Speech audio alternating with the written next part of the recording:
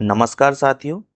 आज हम लोग इस वीडियो में न्यायालय द्वारा प्रदान की जाने वाली रिटें कौन कौन सी हैं और उनका क्या मतलब है, क्या अर्थ है, उनके बारे में जानते हैं जो एकदम सरल भाषा में जानेंगे। तो चलिए शुरू करते हैं।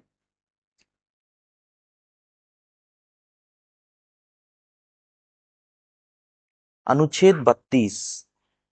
अनुच्छेद 32 संवैधानिक उपचारों का अधिकार। डॉक्टर भीमराव अंबेडकर ने अनुच्छेद 32 को संविधान का हृदय एवं आत्मा कहा है। ये क्वेश्चन बनता है एमसीक्यू में, तो आप इसको नोट कर लेंगे। बहुत अच्छा क्वेश्चन है। चलिए अब रिट के बारे में जानते हैं। न्यायालय द्वारा प्रदान की जाने वाली रिटें, तो यह 5 तरीके की रिटें हैं। कितने तरीके की रिटें हैं? 5 तरीके की। ये भी क्वेश्चन बनता है, ऑप्शन में मिलते हैं कि न्यायालय द्वारा कितनी रिटें प्रदान की जाती हैं। तो आपका आंसर होगा कि 5 तरीके की रिटें प्रदान की जाती हैं। कौन कौन सी रिटें? प्रतिषेध रिट, परमादेश रिट, उत्प्रेषण रिट, बंदी प्रत्यक्षीकरण रिट और अधिकार परीक्षा रिट। ठीक है, तो चलिए आप इनके थोड़ा सा डिटेल में जान लेते हैं कि इनका अर्थ क्या है। तो पहली है बंदी प्रत्यक्षीकरण। तो चलिए इसको देखते हैं, इसका क्या अर्थ है। इसका अर्थ है कि व्यक्ति को सशरीर उपस्थित करना है। क्या है इसका अर्थ? इसका अर्थ है कि व्यक्ति को सशरीर उपस्थित करना है।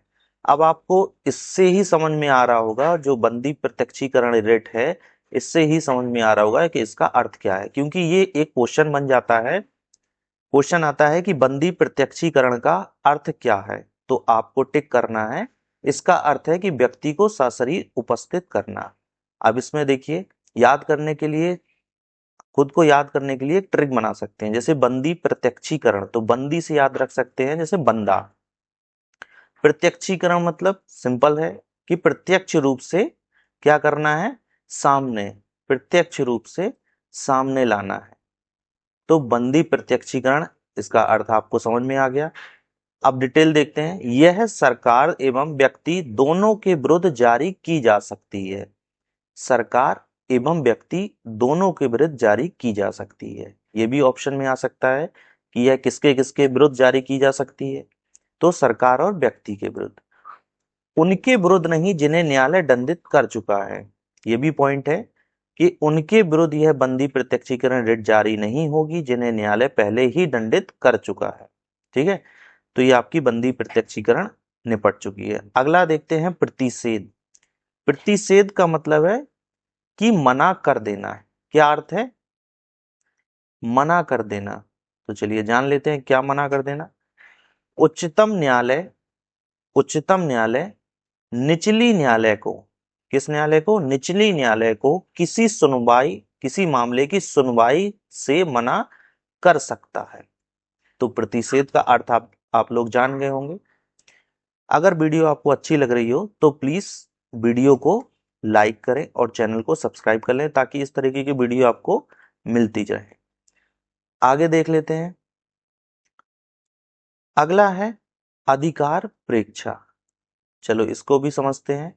इसका अर्थ है कि किस अधिकार से। ठीक है, अब इसी से आपको समझ में आ रहा होगा कि इसका अर्थ क्या है। तो इसका अर्थ क्या है? इसका अर्थ है कि किस अधिकार से। चलिए अब थोड़ा डिटेल देख लेते हैं, फिर हम लोग याद करने की ट्रिक ढूंढ रहे हैं। किसी सार्वजनिक पद पर कोई व्यक्ति अवैध रूप से आसीन हो तो इस रिट को जारी की, यह न्यायालय क्या कर सकता है? इस रिट को जारी कर सकता है। यह रिट किसी निजी, निजी मतलब प्राइवेट पद पर आसीन व्यक्ति के विरुद्ध जारी नहीं की जा सकती है। तो अब इसको कैसे याद करेंगे? अधिकार परीक्षा मतलब कि आपने किस अधिकार से यह काम करा। जब आप इस पद पर नहीं हैं तो आपने ये किस अधिकार से हमको ये नोटिस दिया, या किस अधिकार से हमको कोई चीज बोली, या हमारे ऊपर क्या कानूनी कार्रवाई करी। तो उस तरीके से यह क्या कर सकता है न्यायालय? अधिकार परीक्षा ये रिट जारी कर सकता है उस व्यक्ति के लिए। जैसे इसमें लिखा हुआ है कि किसी सार्वजनिक पद पर कोई व्यक्ति अवैध रूप से आसीन हो तो यह रिट जारी कर दी जाती है। ठीक है, तो ये हो गया। अब देख लेते हैं उत्प्रेषण। उत्प्रेषण का मतलब होता है मंगा लेना। उत्प्रेषण का अर्थ क्या होता है? तो ये मंगा लेना होता है। ये थोड़ा सा टाइपिंग मिस्टेक है। ये उत्प्रेषण का अर्थ क्या होता है? मंगा लेना। क्या मंगा लेना? चलो देखते हैं डिटेल में। उच्चतम न्यायालय किसी निचली अदालत से किसी मामले को सुनवाई के लिए अपने पास मंगा सकता है। कोई निचली अदालत है, उसमें कोई मामला अगर केस अगर पड़ा हुआ है पेंडिंग में कोई अधिक समय के लिए, तो उच्चतम न्यायालय क्या करेगा? जो निचली अदालत से वह केस मंगा लेगा कि आप यह केस हमको दे दीजिए। तो उत्प्रेषण का मतलब समझ गए होंगे कि क्या होता है? तो मंगा लेना। क्या मंगा लेना? केस कोई पड़ा है वो मंगा लेना, और कुछ चीज थोड़ी ना मंगा पाएगा। चलिए अब अगली देख लेते हैं। अगली है परमादेश। क्या है? परमादेश। अब परमादेश का अर्थ क्या है?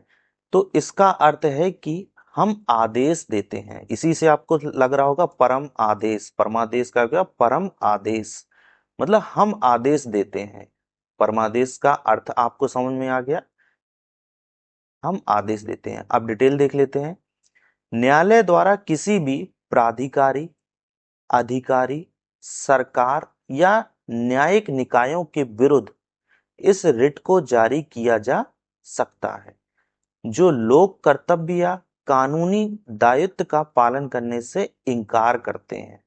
जो कानूनी एवं जो कानूनी दायित्व का पालन करने से इनकार करते हैं, उनके विरुद्ध यह रिट जारी की जा सकती है।